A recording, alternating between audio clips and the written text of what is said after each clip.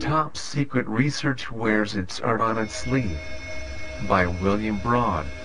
Skulls, black cats, a naked woman riding a killer whale, snakes, swords, occult symbols, a wizard with a staff that shoots lightning bolts, moons, stars, a dragon holding the earth in its claws.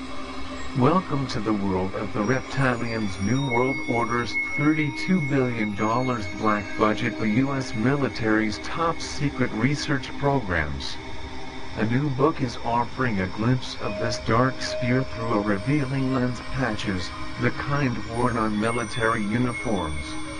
It's a fresh approach to secret government, said Stephen Aftergood, a security expert at the Federation of American Scientists in Washington. It shows that these secret programs have their own culture, vocabulary, and even sense of humor. One patch shows a space alien with huge eyes holding a stealth bomber near its mouth. "To serve man" reads the text above, a reference to the classic Twilight Zone episode in which man is the main course, not the customer. "Gustidus Similis Pullus" reads the caption below, code phrase in Latin for tastes like chicken.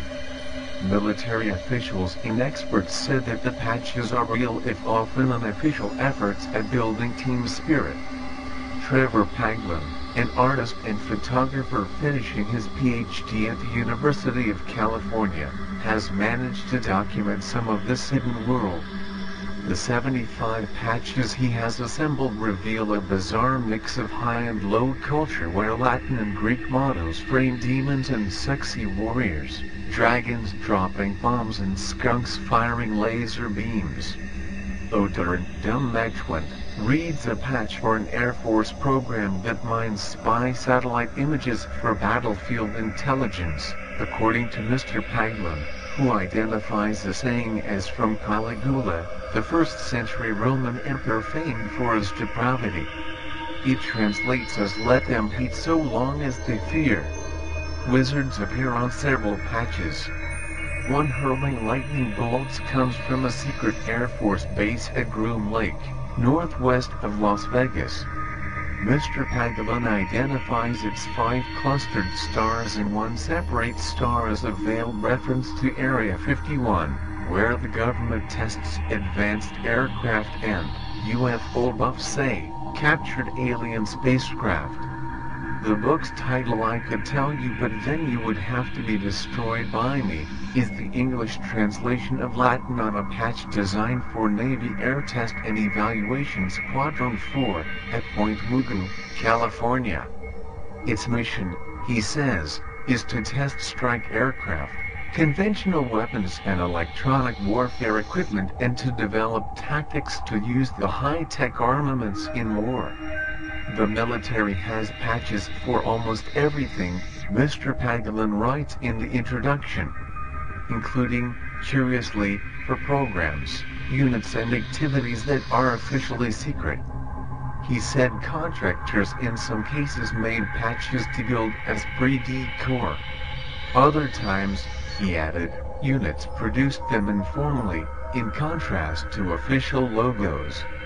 Mr. Paglin said he found them by touring bases, noting what personnel wore, joining alumni associations, interviewing active and former members, talking to base historians, and filing requests under the Freedom of Information Act.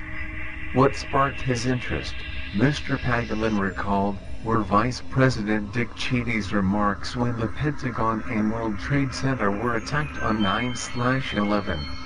Mr. Cheney said the nation would engage its dark side to find the attackers. In his research, Mr. Paglin became fascinated by the patches and started collecting them and displaying them at talks. A breakthrough came in 2004, when he visited Peter Merlin, an aerospace archaeologist who works in the Mojave Desert not far from a military base. Mr. Merlin argued the symbols could be substantive clues about unit numbers and operating locations, as well as the purpose of programs. These symbols, Mr. Paglan writes, were a language. If you could begin to learn its grammar, you could get a glimpse into the secret world. His book explores this idea and seeks to decode the symbols. Many patches show the Greek letter sigma, which Mr. Paglan identifies as a technical term for how well an object reflects radar waves, a crucial parameter in developing stealth technology. Paglan said his favorite patch was the dragon holding the earth in its claws, its wings made of American flags.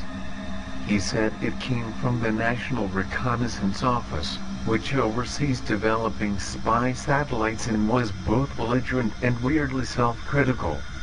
He added it's representing the US as a dragon with the whole world in its clutches.